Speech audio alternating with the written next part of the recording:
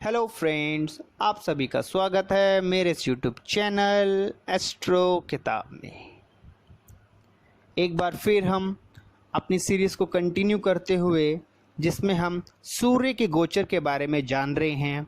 आज हम जानेंगे सूर्य के गोचर का आखिरी 4 भाव में गोचर के फल के बारे में, जिसमें आते हैं हमारे 9वां भाव, 10वां भाव, 11वां भाव और 12वां भाव।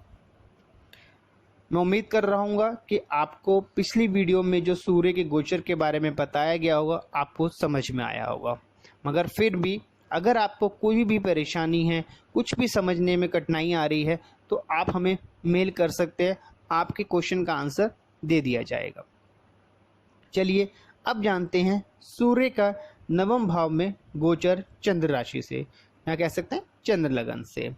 ऐसे में क्या होता है कि जो मनुष्य को पिता से नाराजगी हो जाएगी, अपने पिता, उनके किसी न किसी के फादर की बीमार हो सकते हैं, अपमान हो सकता है, धन जो मिलना होता है उसमें कहीं रुकावट हो जाएगी, कहीं से आपको पैसा आना होगा तो उसमें आपको रुकावट हो जाएगी, न कोई डिले हो जाएगा, किसी न किसी कोई झूठे इल्ज़ाम लग जाते हैं आपके ऊपर।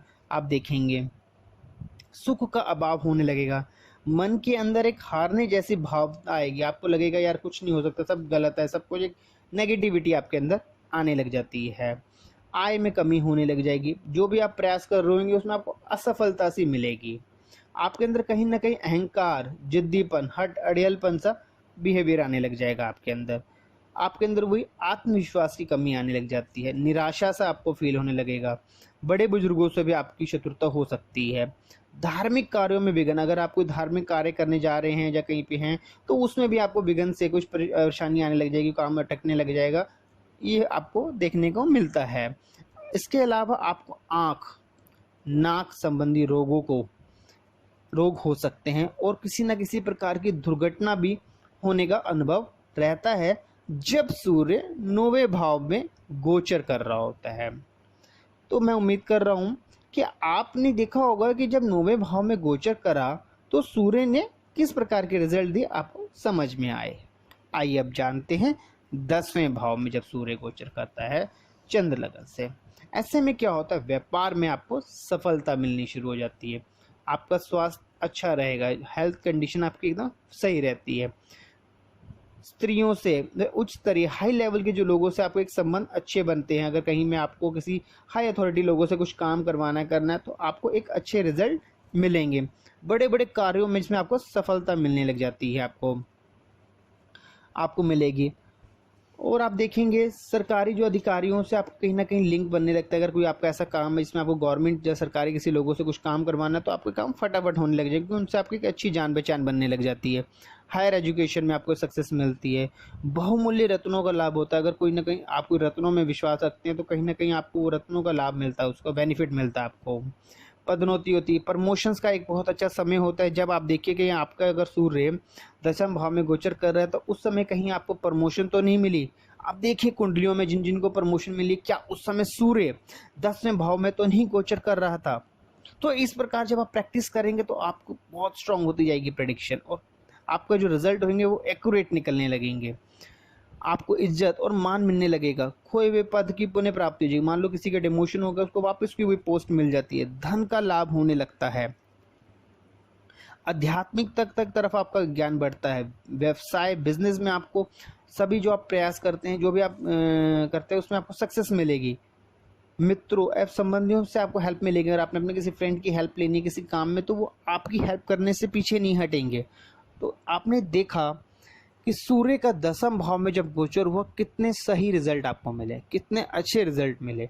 तो यही आपको कुंडलियों पे चेक करना है और अपनी प्रेडिक्शन को स्ट्रॉन्ग करना है। चलिए अब जानते हैं 11वें भाव के बारे में। जब सूर्य 11वें भाव में गोचर कर रहा होता है चंद्र लगन से, तब व्यक्ति को आप देखेंगे एक अलग सी खुशी महसूस होती है। आपको स्पेशल डिशेस खाने का मन करता है, कई सारी सुविधाएं प्राप्त हो जाती हैं, कहीं आपको कोई फैसिलिटीज़ मिलने लग जाती हैं। आप देखेंगे आय के, इनकम के स्रोत आपके बढ़ने लग जाते हैं, स्वास्थ्य अच्छा होने लग जाता है, चिंताओं परेशानियों से आपको छुटकारा मिलने लगता है। जैसे आपके पुराने भाव में जब देखा होगा सूर्य जब गोचर कर रहे हैं तो आपको परेशानियां हो रही है, काम अटक रहे हैं, आपके हेल्थ इशू हो रहा है, ऐसा नहीं होगा। आपको यहाँ सभी परेशानी छुटकारा मिलने लगेगा जब सूर्य 11वें भाव में गोचर कर रहा होता है। घर के अंदर आपके कोई ना कोई शुभ कार्य होने लगते हैं, मित्रों से लाभ मिलने लगेगा, आपको इज्जत मिलती है, धन मिलता है, सफलता मिलती है, दूसरों पर प्रभाव पड़ता है। जब आप सफल होते हैं तो उससे दूसरों पर भी उसका असर आता है कि वो भी कहता है यार चलो हम भी करके देखते हैं। शत्रुओं पर आपको विजय मिलेगी, एक सुख शांति सा फील होता है। नौकरी में आपको शांति मिलेगी। अगर आप जहाँ भी कहीं जॉब कर रहे हैं और आप उस समय आपका अगर सूर्य गोचर कर रहा है 11वें भाव में, तो आप देखेंगे उस समय आपको अपनी जहाँ भी आप काम कर रहे हैं पीसफुल आप आराम से काम कर रहे होंगे, आपको एक अच्छा सा फील हो रहा होगा।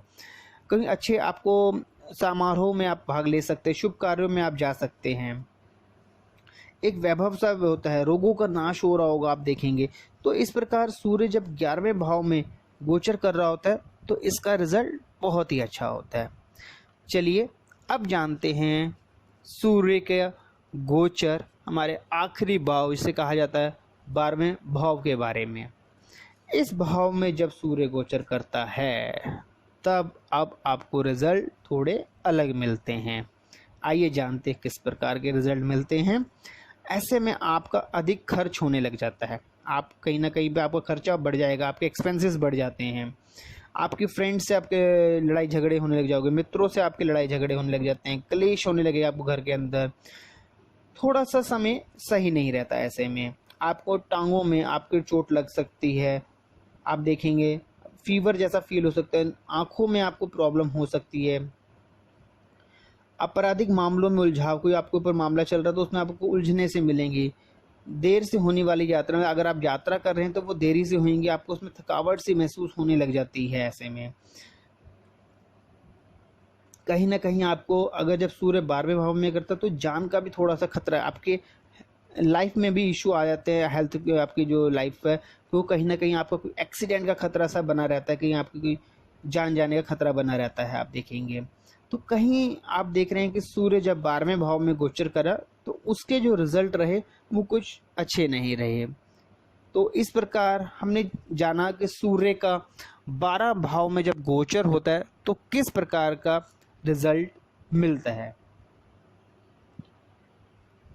आइए अब जानते हैं हम कुछ और सूर्य के गोचर के बारे में कुछ अलग सी ज्ञान की बातें। और कहा जाता है सूर्य के साथ शनि भी अगर 6ठे भाव से गुजरता है, जब गोचर कर रहा होता है तो जो व्यक्ति है उसको बीमारी का कष्ट भोगता है, तो बीमारी और होती है उसको। और कहा गया है जब चंद्र लगन से 7वें भाव में आपने देखा होगा कि सूर्य, मंगल, शनि, राहु का गोचर हो, पंचम के स्वामी बृहस्पति के पाप प्रभाव होने पर पत्नी के गर्भधारण में प्रॉब्लम होती है। यानी कि जब अगर इस समय आप फैमिली प्लानिंग कर रहे हैं, जो अगर हैं आप प्रेग्नेंट, तो उसमें आपको प्रॉब्लम आने लग जाती है स्त्रियों में। तो इस प्रकार कहा जाता है कि सूर्य का जब गोचर जन्म के शुक्र पर आने पे होने से विवाह होने का योग बनता है। एक ये भी बहुत अच्छा रहता है, अगर आपका जहाँ शुक्र बैठा हुआ जन्म स्थान में अगर उस पर सूर्य गोचर हो रहा होगा तो आपके विवाह के होने के योग बनते हैं। तो आपने जाना सूर्य का किस प्रकार रिजल्ट अच्छे भी रहे बुरे भी रहे। आगे अब हम जानेंगे इसी प्रकार अन्य ग्रहों के बारे में, उनके गोचर के बारे में 12 भाव में। आज मैं उम्मीद करता हूं जो आपको बताया गया होगा आपको समझ में आया होगा। मगर फिर भी अगर आपको किसी प्रकार की कुछ भी समझ ना आया हो, किसी प्रकार की परेशानी हो, तो आपके माइंड में कोई भी क्वेश्चन हो तो आप हमें मेल कर सकते हैं, तो आप हमारे को मेल कर सकते हैं जिससे आपको आपके क्वेश्चन का आंसर दे दिया जाएगा।